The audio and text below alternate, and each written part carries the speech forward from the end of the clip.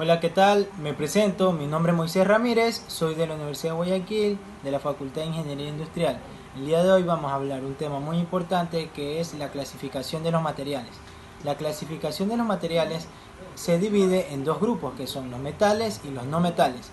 Entonces, ahora vamos a ver en el grupo de los metales que se clasifican por los metales ferrosos y los metales no ferrosos. Los metales ferrosos los metales ferrosos son aquellos que en su estructura química o composición química se basan en el hierro. Por ejemplo, el hierro fundido, el acero al carbono, el acero de aleación y el acero inoxidable. Un ejemplo sobre acero inoxidable sería este tenedor que podemos ver aquí, que está hecho de acero inoxidable. Este sería nuestro ejemplo, y también puede ser otra aplicación que puede ser más para puertas, para vallas, para jardín, sumideros, etcétera. Ahora voy a hablar sobre qué es el metal no ferroso.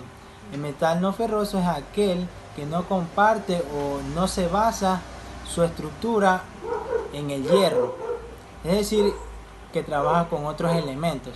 Por ejemplo, los elementos más importantes de la ingeniería son el aluminio, el cobre, el magnesio, el níquel, el titanio y sus aleaciones.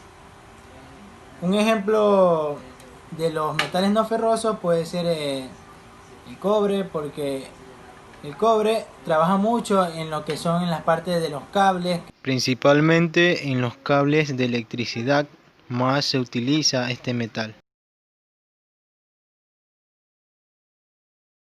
Ventajas y desventajas sobre los metales ferrosos y los metales no ferrosos.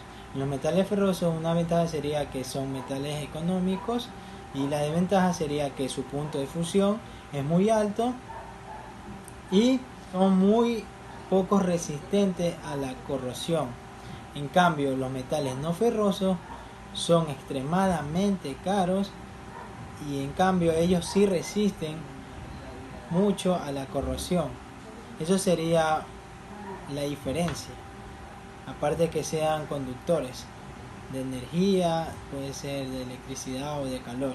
Para finalizar el tema de los metales son los materiales más abundantes en la naturaleza, principalmente el hierro, ya que tiene una capacidad maleable y dúctil que se le puede dar a la forma que nosotros querramos. Ahora, a continuación veremos en el grupo de los no metales, que se dividen por orgánicos e inorgánicos. Los orgánicos contienen a los polímeros y los inorgánicos contienen a los cerámicos y vidrios. Entonces, los polímeros se caracterizan por tener baja conductividad térmica, eléctrica, y son muy poco resistentes, pero tienen múltiples aplicaciones debido a su gran variedad. Entonces, los polímeros también se clasifican en tres grupos, que son los termoestables, los termoplásticos y los elastómeros. Los termoestables son aquellos que no fluyen al tener una estructura entrecruzada y rígida, pero al calentarse se descompone y pierde su estructura. Un ejemplo sería la resina y la baquelita. En cambio, en los termoplásticos pasan de estado líquido y luego al enfriarse se solidifican sin perder su estructura. Un ejemplo sería el polipropileno y el vinilo. En cambio, en los elastómeros son aquellos que se deforman. Su deformación es causada por una fuerza, pero cuando la fuerza ya no ejerce esa deformación, vuelven a su estado original. Un ejemplo sería un zapato. Si lo doblamos, vuelve a su estado original. Se deforma, pero regresa a su estado original. Bueno, ahora voy a hablar sobre la cerámica. La cerámica tiene una dureza, pero comúnmente son frágiles y quebradizos. Por ejemplo, tenemos este vaso que está hecho de porcelana. Si lo tiramos, se quiebra. Así también, como tenemos la cerámica de aquí, como pueden ver, si la dejamos caer se quiebra, pero es un material duro porque no se raya y se opone a ser penetrado. Entonces, otra característica de los cerámicos es que son muy resistentes a la corrosión y a los agentes químicos y son malos conductores del calor y la energía, o sea, la electricidad. Por eso que se sirve a veces en los platos de porcelana la sopa.